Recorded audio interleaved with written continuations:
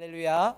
이렇게 한 주간을 시작하는 첫날 주회전을 찾은 여러분들을 환영하고 축복합니다.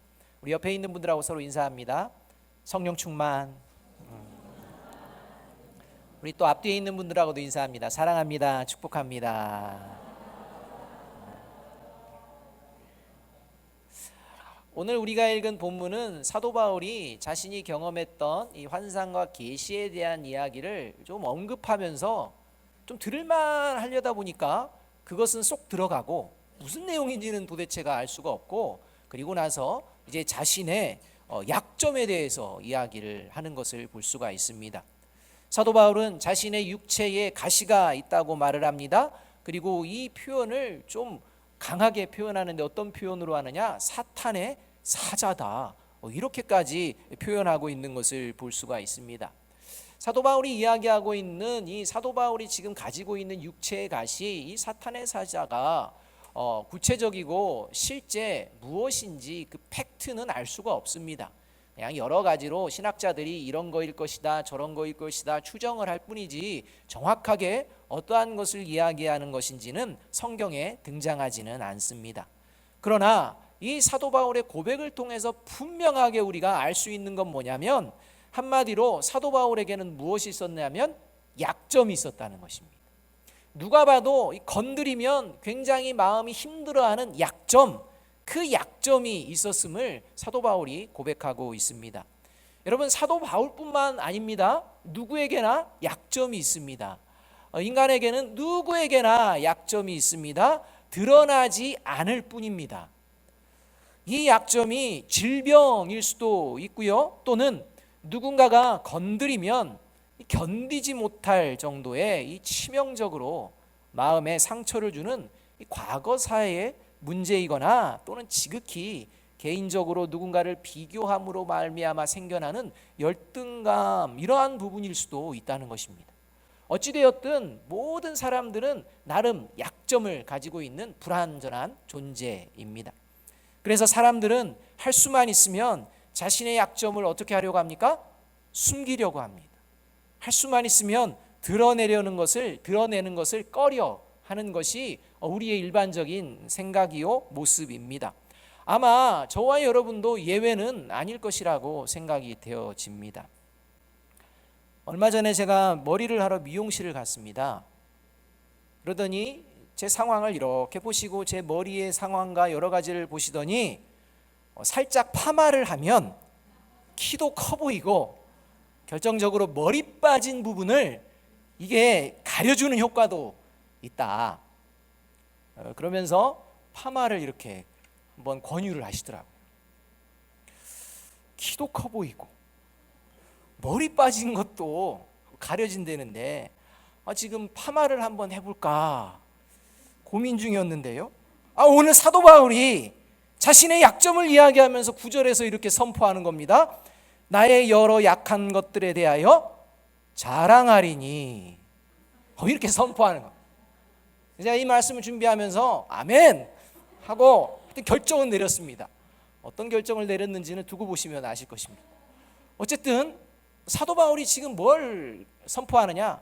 나의 여러 약한 것들을 나는 자랑한다 라고 고백을 합니다. 더 나아가 하나님께서는요 이렇게 선언하고 계시는 것입니다. 약한 데서 온전하여진다, 이렇게 말씀을 하신다는 것입니다. 여러분, 사도 바울이 이야기하는 것처럼 약한 것을 자랑하시며 사십니까? 아멘이 안 나오시죠. 그러면 하나님께서 말씀하시는 것처럼 약한 데에서 온전하여짐을 믿으십니까? 이걸 경험하십니까? 그런데 왜 약한 것은 자랑 안 하십니까? 앞뒤가 안 맞지 않습니까? 약한 것을 자랑하는 이유는 어디에 있느냐? 약한 데에서 온전하여지기 때문입니다. 이게 성경 말씀이라는 것입니다. 그런데 우리는 약한 것을 자랑하는 부분에 대해서는 고개를 살랭살랭 흔들지만, 하나님이 말씀하신 약한 데에서 온전해진다, 여기에는 또 신앙의 믿음의 반응을 하게 된다는 것입니다. 이율배반적이라는 것입니다. 사실 세상에서 살아남으려면 약점을 가능한 한 숨기고 좀 더 완벽한 사람으로 보여야 할 터인데, 지금 성경에서 사도 바울이 약한 것을 자랑해야 된다라고 말을 하고, 하나님께서도 약한 데서 온전해진다니까 라고 하시는 이 말씀은 저와 여러분이 살아가는 이 세상 가운데에 너무 비현실적인 것처럼 들리는 말씀이 되어질 수가 있습니다. 그렇기 때문에 약한 것을 자랑하십니까? 라는 얘기에 선뜻 네 라고 대답이 나오지 않는 것이 저와 여러분이 살아가는 삶의 자리라는 것입니다. 이런 삶의 자리가 저와 여러분의 자리임에도 불구하고 하나님께서는 오늘 성경에서 그리스도인은 약한 것을 어떻게 하는 존재다? 자랑하는 존재라고 말씀하고 있다는 것입니다. 이것이 세상과 구별된 그리스도인의 능력이요 믿음의 모습이라고 말씀하고 있습니다. 그렇다면 왜 하나님께서는 약한 것을 숨겨야 된다라는 이 세상의 논리와는 전혀 다른 약함을 자랑해야 하는 것이 중요하다고 오늘 이렇게 사도 바울을 통해 또 하나님 자신께서 스스로 이렇게 말씀하고 계시는 것입니까? 도대체 그리스도인이 약한 것을 자랑한다는 게 무엇을 말씀하시는 것일까요? 그저 내 약점 막 드러내놓고 나 이거 약해요 이거 약해요 막 이야기하라는 것일까요? 그게 아닙니다. 모든 인간이 가지고 있는 이 약점, 그리고 언제든지 내가 원하지 않는 상황에 드러날 수 있는 이 약함에 대해서 그리스도인들은 어떤 모습으로 살아가는지를 말씀해 주기를 원하시기 때문입니다. 따라서 약함을 자랑한다라는 말씀, 이 말씀은 어떤 의미냐면 첫 번째로는 열등감에 사로잡혀 살아가지 않는 것을 말합니다. 약함을 자랑한다는 건 무슨 말이냐? 열등감에 사로잡혀서 살아가지 않는 존재, 그가 바로 그리스도인이다, 이렇게 말씀하고 있는 것입니다. 8절 말씀을 함께 한번 읽어보겠습니다. 8절입니다. 시작. 이것이 내게서 떠나가게 하기 위하여 내가 3번 주께 간구하였더니, 이렇게 고백. 사도 바울에게 있어서 이 육체의 가시는요, 언제 생겼는지는 모르지만 어느 순간에 생겼음이 분명합니다. 그리고 이 육체의 가시로 말미암아 하나님의 복음을 전하는 데에 장애물이 되었고, 이제 사도 바울 자신을 초라하게 만드는, 약하게 만드는 이러한 게 되어졌다는 것입니다. 약점이었습니다. 하나님의 복음을 전하며 이게 하나님의 복음의 걸림돌이 될 것이라는 약점이라고, 이것은 사라져야 될 것이라고, 그래서 이것은 숨김을 받아야 될 것이라고, 제거함을 당해야 될 것이라고 그는 생각했고, 그래서 하나님께 기도로 나아가는 것입니다. 그 약점에 대해서 하나님께 간절히 3번에 걸쳐서 기도를 합니다. 그런데 그 기도의 결과 약점은 사라지지 않고 그대로였습니다. 그런데 변화가 일어납니다. 달라지는 것이 있습니다. 그게 뭐냐면 약점에 대한 생각이 변화가 된 것입니다. 자신의 약점을 이제 복음을 전하는데 불필요하고 복음을 전하는데 장애가 되고 제거해야 될 대상이라고 생각하지 않고 오히려 복음을 위한 자랑의 대상으로 그 생각이 변하게 되었다는 것입니다. 오늘 본문에서 등장하는 이 자랑이라는 용어는요, 기뻐하다, 즐거워하다라는 의미를 담고 있는 용어입니다. 그러니까 기쁨과 즐거움이 있어야 자랑을 하게 되기 때문입니다. 따라서 지금 사도 바울은 이 기도 전에는 자신의 이 약점, 초라함, 열등감에 사로잡혀 이것은 나에게 도움이 되지 않는다고 생각했지만 이제는 오히려 이것이 나에게 큰 도움이 된다라고 생각하고 있다는 것입니다. 일반적으로요, 열등감에 사로잡혀 살아가는 사람에게 약함은 기쁨이 될 수가 없습니다.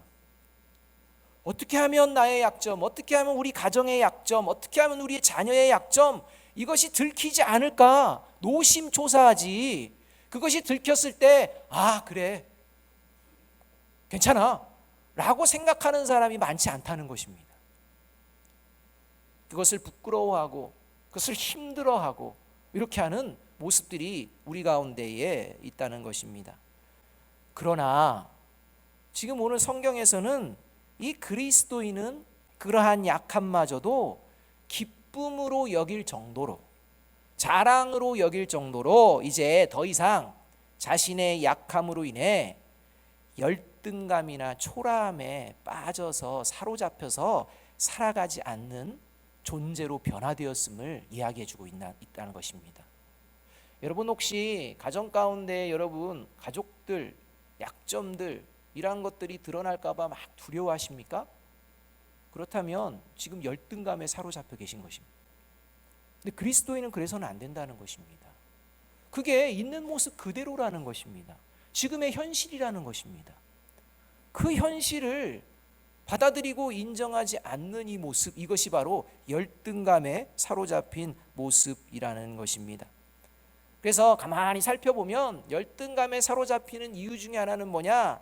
지금의 현실, 자신의 약함 이런 것들을 인정하고 받아들이지 못하기 때문입니다.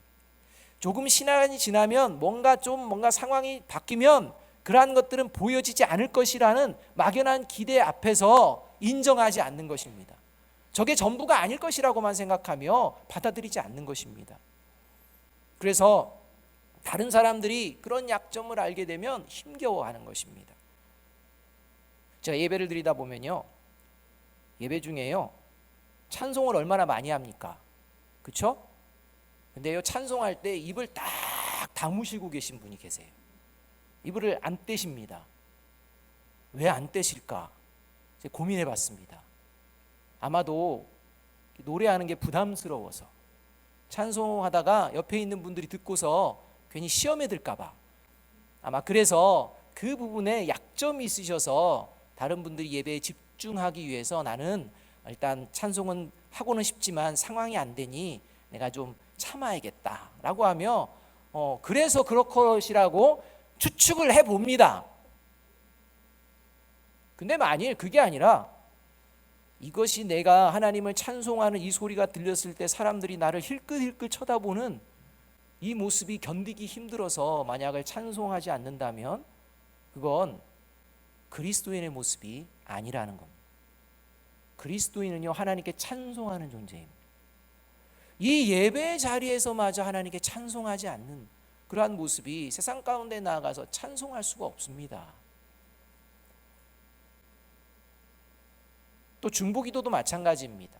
우리가 소그룹으로 나눠서 함께 기도하고 제목들을 나누고 이야기하는데 그 기도가 그냥 뜬구름 잡는 기도, 다 그냥 하는 기도, 이런 기도만 내놓지 실제 정말 고민하고 함께 기도해 주기를 원하는 그런 이야기를 꺼내기가 쉽지가 않다는 것입니다.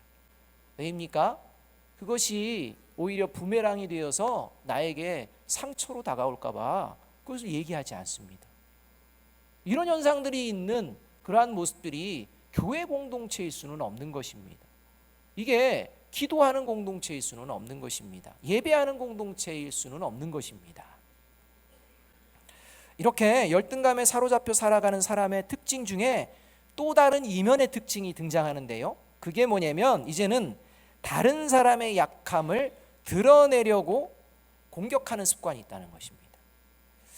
왜냐하면 다른 사람의 약점을 드러내고 이야기를 해야 자신의 약점과 열등감을 감출 수가 있기 때문입니다.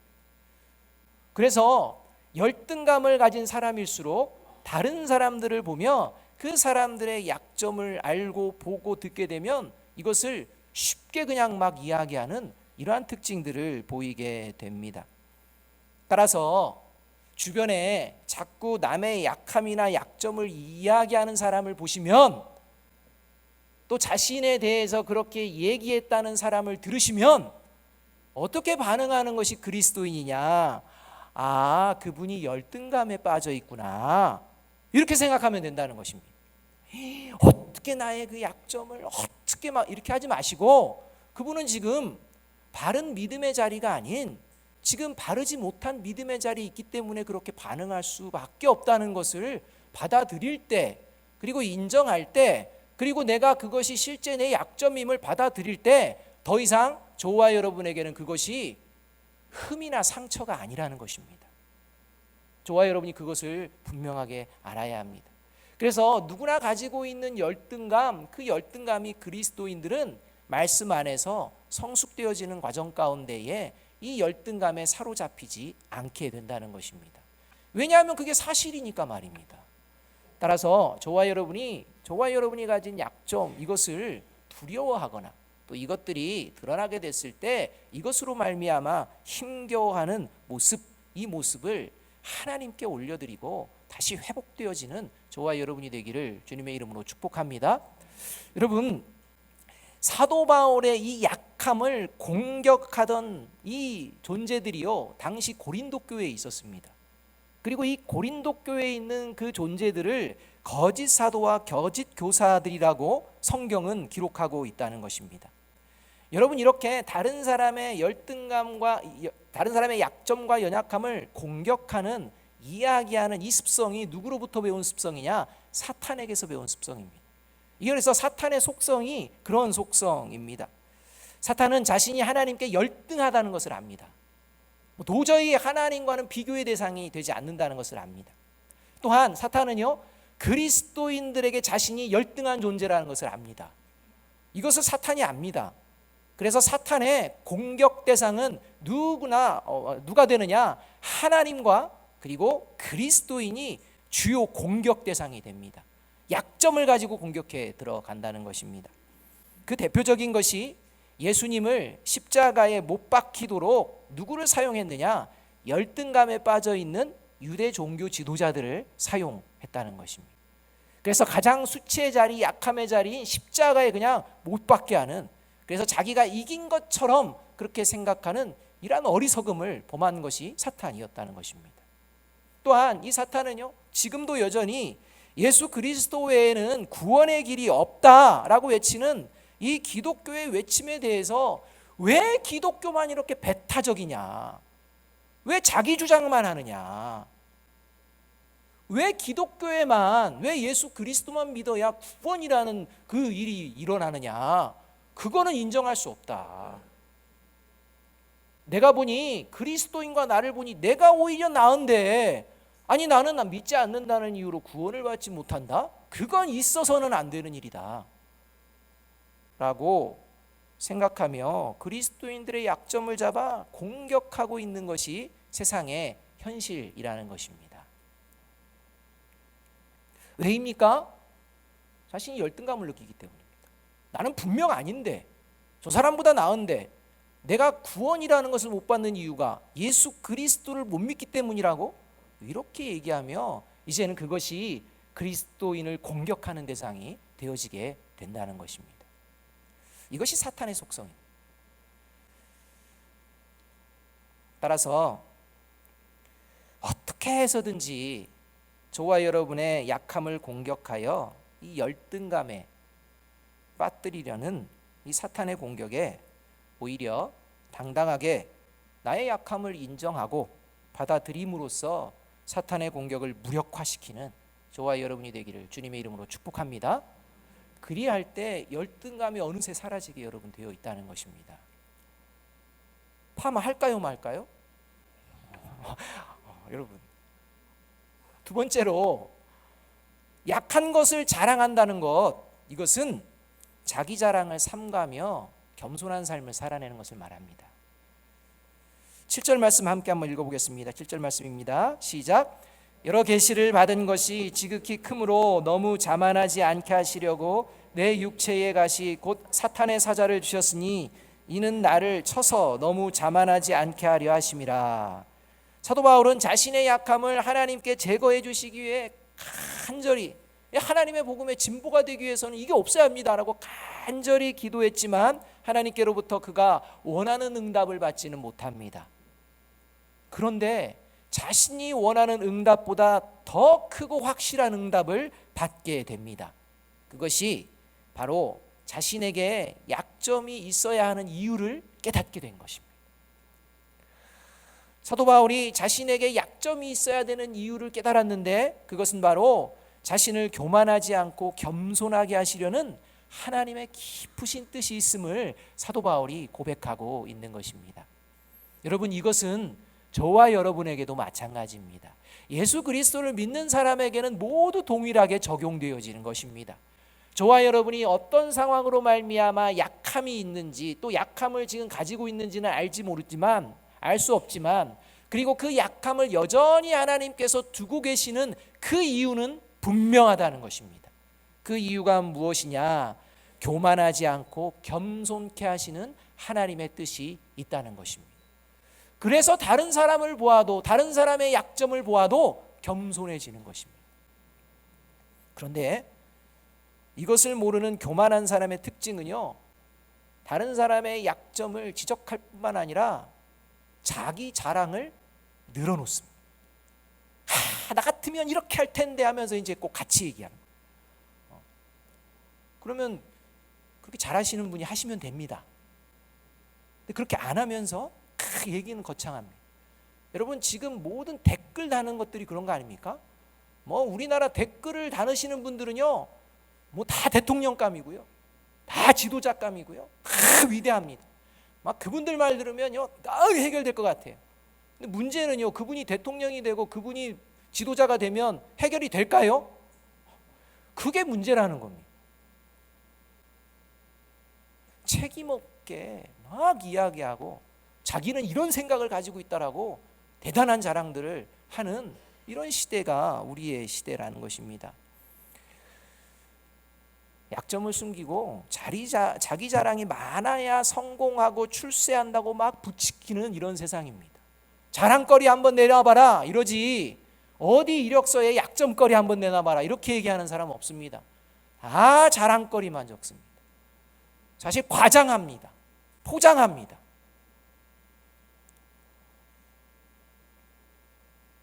자랑하기를 좋아하는 것, 그것은 자신이 높아지기를 원하기 때문이라는 것입니다.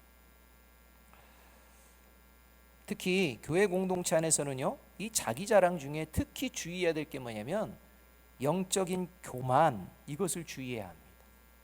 교회 안에서는요, 그래도 세속적이고 세상적인 자랑, 이건 잘못된 거지 생각은 있습니다. 그런데 세속적이고 세상적인 자랑에 이렇게 마음이 빼앗기며 살아가는 사람은 교회 안에서도요, 어떤 자랑으로 이제 또 발전하느냐?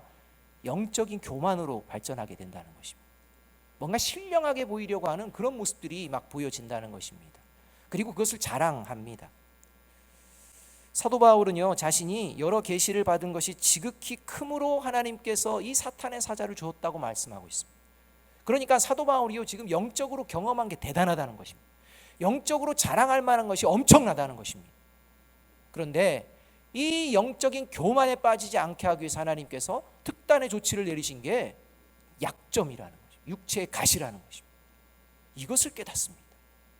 그래서 오히려 이것이 나에게 복음의 길을 걸어가는 가장 중요한 은혜라는 것을 깨닫게 되었다는 것입니다.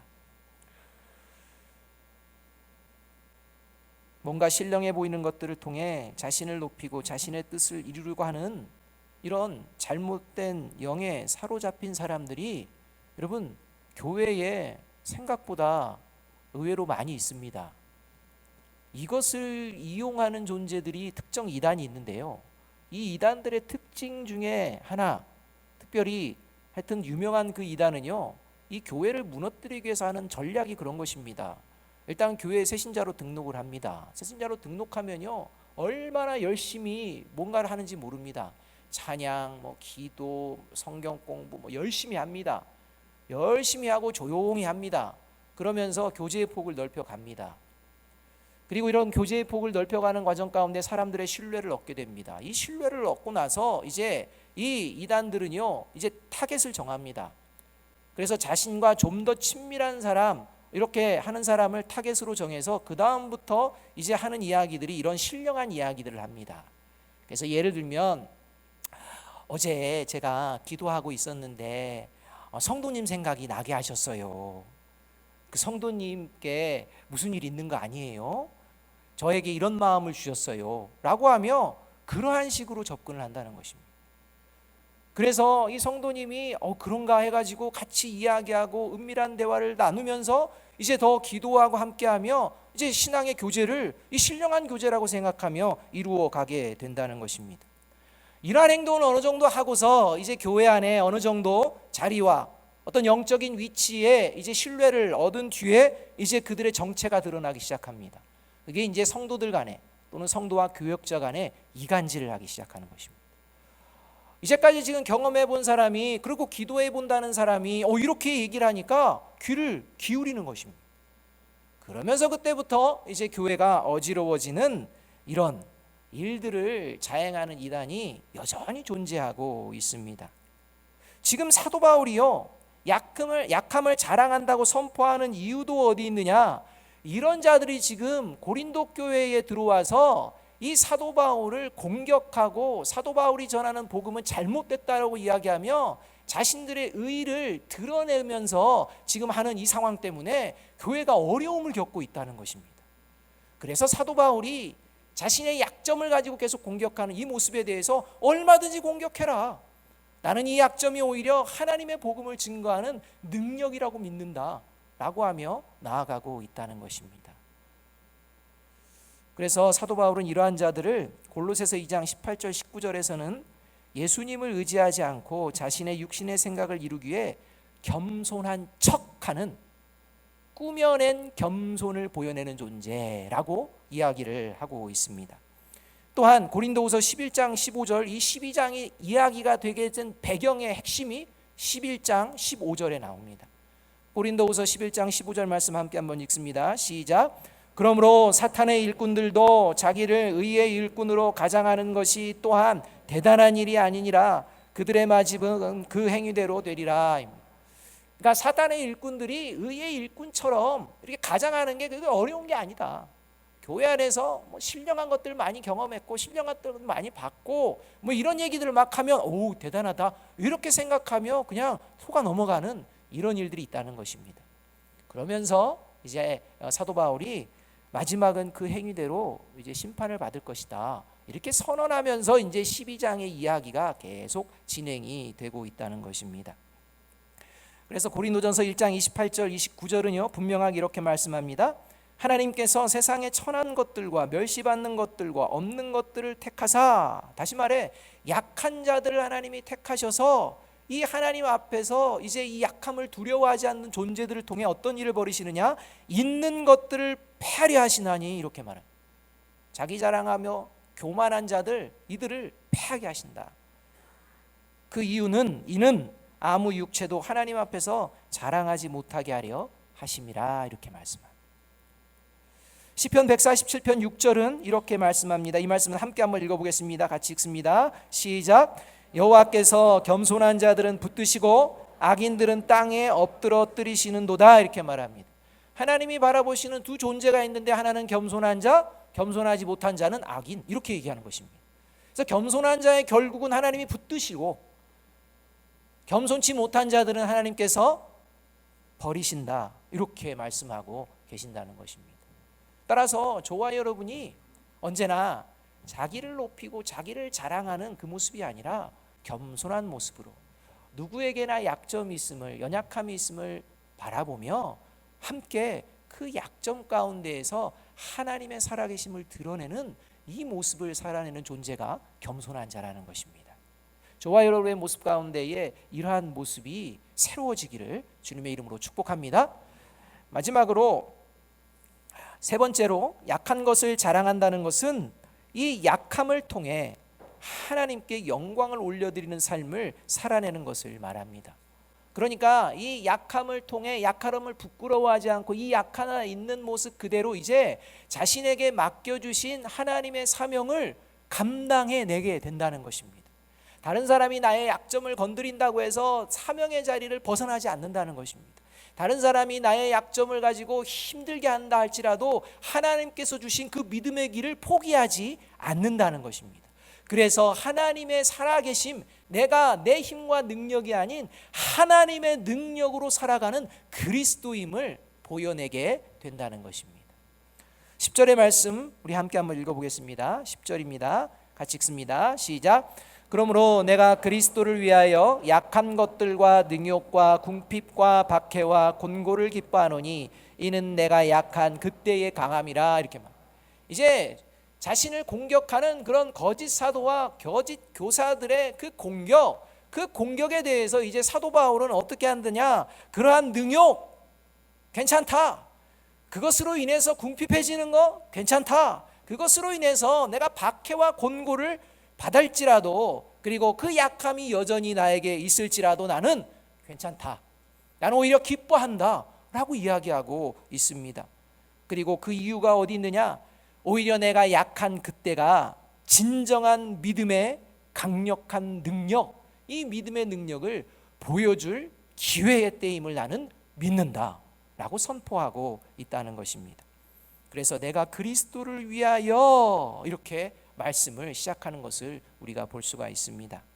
이것은 그리스도인들은 비록 약함을 가지고 있고 또 약함을 통해 여러 가지 어려움도 겪을 수 있지만, 이러한 어려움을 두려워하지 않고 오히려 그 약함 속에서도 하나님을 온전하게 믿는 믿음으로 맡겨주신 사명, 그 사명의 길을 잘 걸어내는 그런 존재라고 말씀하고 있는 것입니다.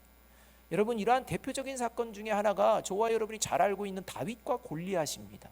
여러분, 다윗과 골리앗의 싸움, 이것이요 다윗의 위대함을 드러내는데, 다윗의 위대함이 어디 있습니까? 골리앗을 이겼기 때문입니까? 아닙니다. 골리앗을 이겼기 때문에 다윗이 위대하다고 생각하는 건 세상의 관점입니다. 근데 하나님의 관점은 그 결과에 있지 않고 그 처음에 있습니다. 동기에 있다는 것입니다. 그게 뭐냐? 객관적으로는 완전한 열쇠입니다. 다윗은요 약한 존재입니다. 골리앗과 비교해서는 상대가 안 되는, 그저 정말 골리앗의 말처럼 개와 같이 그렇게 생각하는 그런 존재처럼 비출 수밖에 없는 약한 존재입니다. 그럼에도 불구하고 다윗의 위대함은 어디 있느냐? 자신의 약점을 두려워하지 않았다는 것입니다. 자신의 약점을 두려워하지 않고 하나님을 의지하며, 하나님께서 이것이 맡겨주신 일이라면 감당해내겠습니다 라는 고백을 하며 골리앗과 맞섰다는 것입니다. 이것이 다윗이 위대한 이유입니다. 그렇다면 사도 바울이 이렇게 자신의 약점을 자랑하며 겸손하게 하나님께서 맡겨주신 사명을 그 공격 가운데도 잘 감당하는 삶을 살아낼 수 있는 능력과 힘, 그 동기, 원천, 이것은 어디서 나올까요? 그게 9절에서 가르쳐주고 있다는 것입니다. 9절 말씀 함께 한번 읽어봅니다. 시작. 나에게 이르시기를 내 은혜가 내게 족하도다. 이는 내 능력이 약한 데서 온전하여짐이라 하신지라.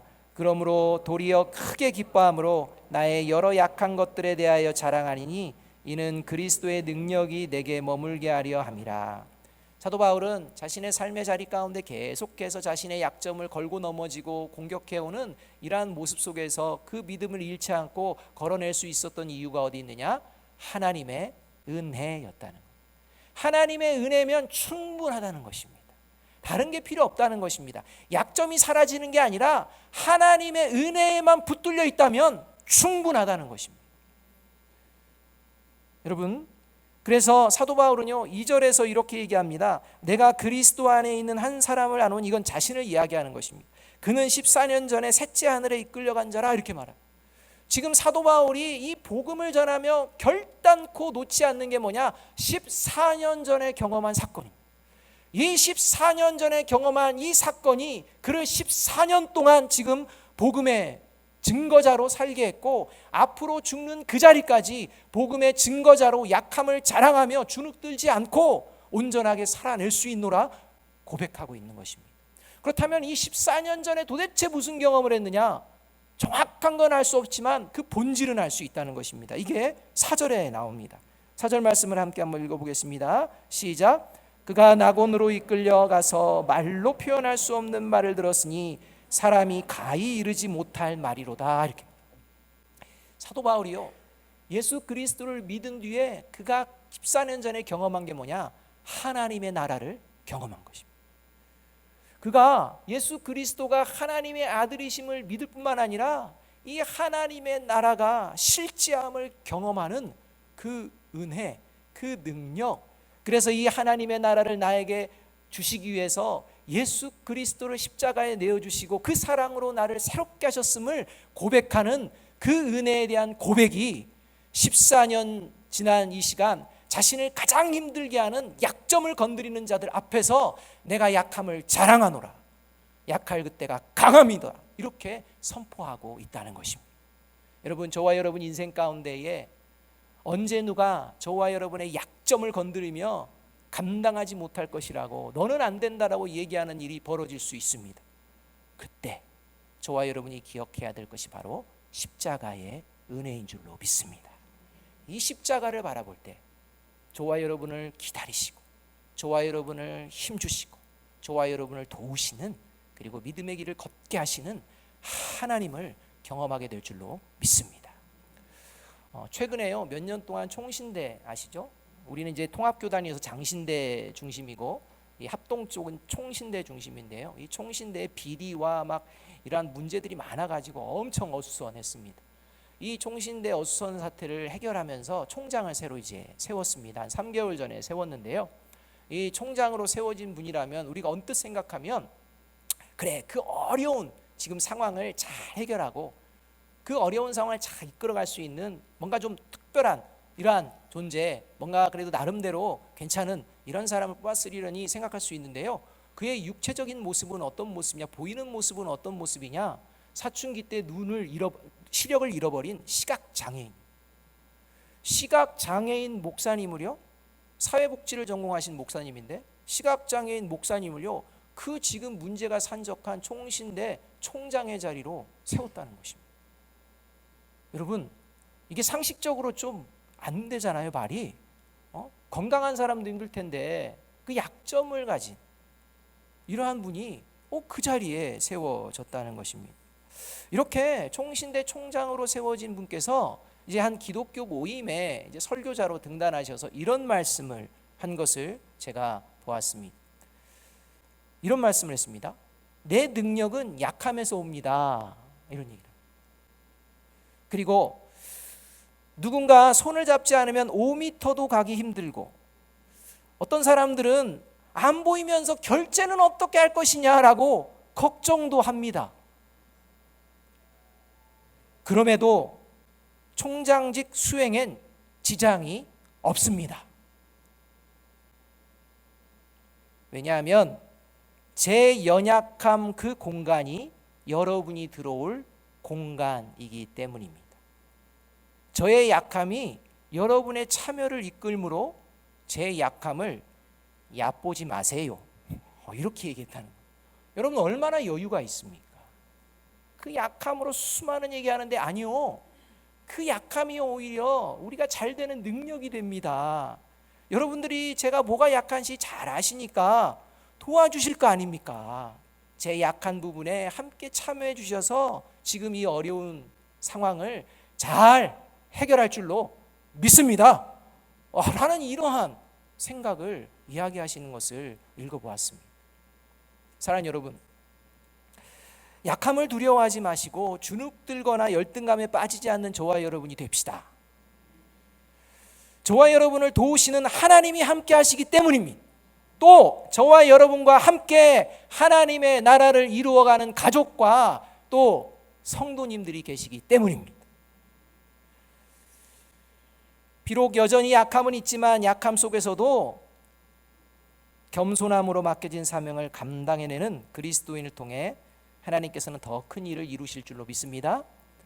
서로의 약함을 도우며 약함을 통해 하나님의 능력을 연합하여 드러내기를 기뻐하는 교회 공동체를 이 시대의 빛과 소금의 역할을 감당하도록 하나님께서 견고하게 세워주실 줄로 믿습니다. 빌립보서 2장 2절에서 4절의 말씀 우리 함께 한번 읽습니다. 같이 한번 읽어봅니다. 시작. 마음을 같이하여 같은 사랑을 가지고 뜻을 합하며 한 마음을 품어 아무 일에든지 다툼이나 허영으로 하지 말고 오직 겸손한 마음으로 각각 자기보다 남을 낮게 여기고 각각 자기 일을 돌볼 뿐더러 또한 각각 다른 사람들의 일을 돌보아 나의 기쁨을 충만하게 하라. 저와 여러분의 그 약점을 다 아신 하나님께서 그것을 아시기에 저와 여러분을 모이게 하여 주신 줄로 믿습니다. 이 모임을 통해 하나님이 영광 받으시는 우리 아름다운 교회 공동체, 아름다운 성도들이 될 줄로 믿습니다. 이 믿음으로 한 주간을 승리하는 저와 여러분이 되기를 주님의 이름으로 축복합니다. 기도하겠습니다.